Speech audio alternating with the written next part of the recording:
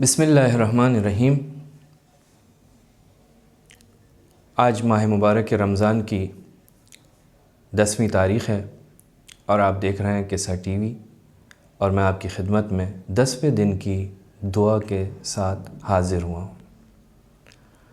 معصوم سے منقول 10ویں دن کی یہ دعا، جس میں ارشاد ہو رہا ہے بسم اللہ الرحمن الرحیم، اللهم اجعلني فيه من المتوكلين عليك واجعلني فيهم من الفائزين لديك واجعلني فيهم من المقربين إليك بإحسانك يا غاية طالبين۔ عزیزان محترم، آج کی اس دعا میں گزشتہ دعاؤں کی طرح سے یہ دعا بھی 3 فقرات پر مشتمل ہے۔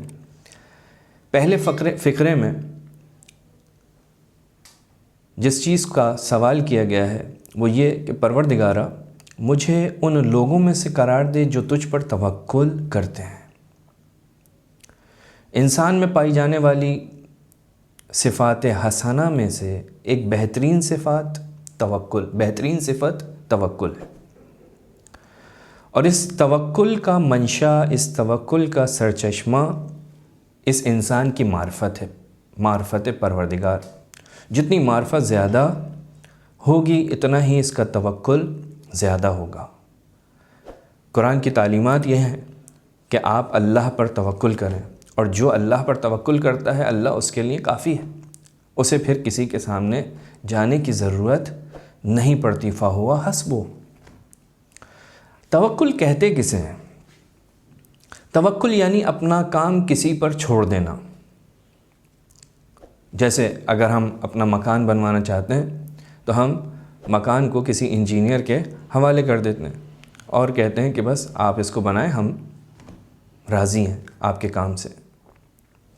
البتہ جب آپ اس کو وکیل بناتے ہیں اپنا اس کام کو انجام دینے کے لیے، تو آپ یہ علم رکھتے ہیں کہ وہ یہ کام کرنے کی صلاحیت رکھتا ہے، آپ کو اطمینان ہوتا ہے کہ وہ یہ کام کر سکتا ہے۔ توکل علی اللہ یعنی سب کاموں کو خدا پر چھوڑنا، خدا پر واگزار کرنا۔ لیکن اس کا یہ مطلب نہیں کہ میں کسی کام کو انجام دینا چاہتا ہوں اور کہوں کہ میں اللہ پر توکل کر رہا ہوں، اور میرے ذہن میں یہ ہو کہ خدا یہ میرا کام کر دے۔ یہ نہیں، بلکہ میں اپنے سب کام خدا پر واگزار کر دیے، جیسے خدا چاہے مجھے قبول، اگر وہ نہ چاہے وہ بھی مجھے قبول۔ یہ ہے توکل، یعنی میری مصلحت اسی میں ہے جو خدا چاہے۔ اگر انسان اس قسم کا توکل رکھتا ہے تو اسے کسی وقت بھی پریشانی کا سامنا نہیں کرنا پڑتا۔ اور ایک اور غلط فہمی جو یہاں پیدا ہوتی ہے توکل کے معنی میں، وہ یہ نہیں کہ توکل کر لیا یعنی ہاتھ پہ ہاتھ دھر کر بیٹھ گئے، بلکہ اب خدا روزی دے گا، خدا سب کچھ کرے گا۔ یہ توکل کا معنی نہیں ہے، بلکہ اپنی کوشش کرتا رہے اس عقیدے کے ساتھ کہ اگر خدا چاہے گا تو اس کوشش کا نتیجہ مجھ تک پہنچے گا، وگرنہ نہیں پہنچے گا۔ اگر ایسا ہو تو یہ شخص کبھی بھی پریشان نہیں ہوگا، بلکہ راضی و خوشنود دکھائی دے گا۔ یہ توکل ایسی صفت ہے کہ روایت میں ملتا ہے ایک تاجر کے جس کو ڈاکوؤں نے پکڑ لیا، اسے ڈاکو قتل کرنا چاہتا تھا۔ ایک مرتبہ اس نے کہا کہ مجھے 2 رکعت نماز کی اجازت دو۔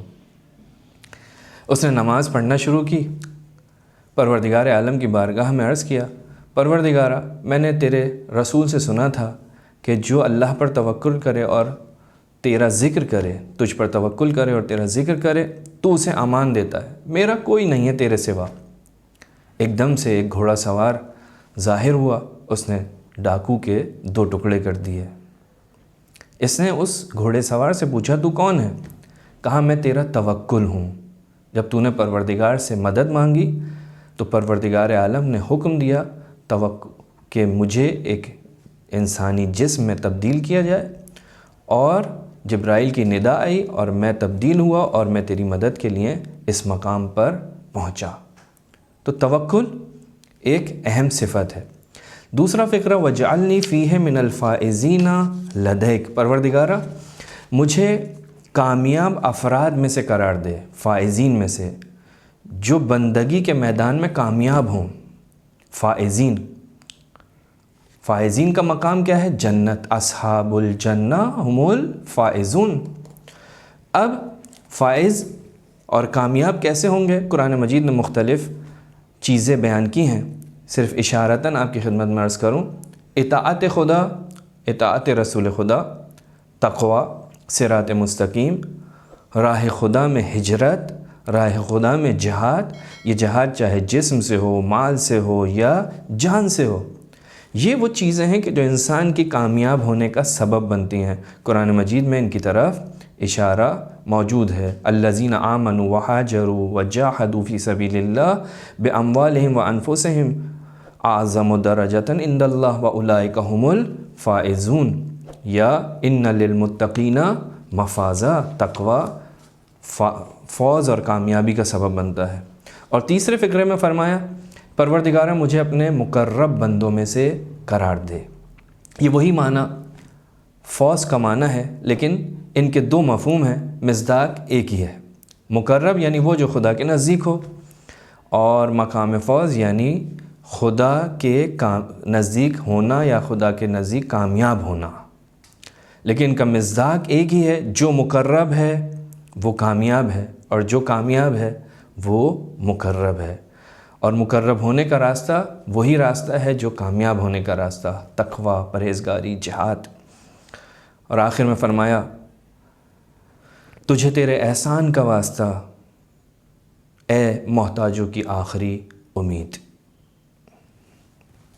وآخر الدعوانا ان الحمد للہ رب العالمین۔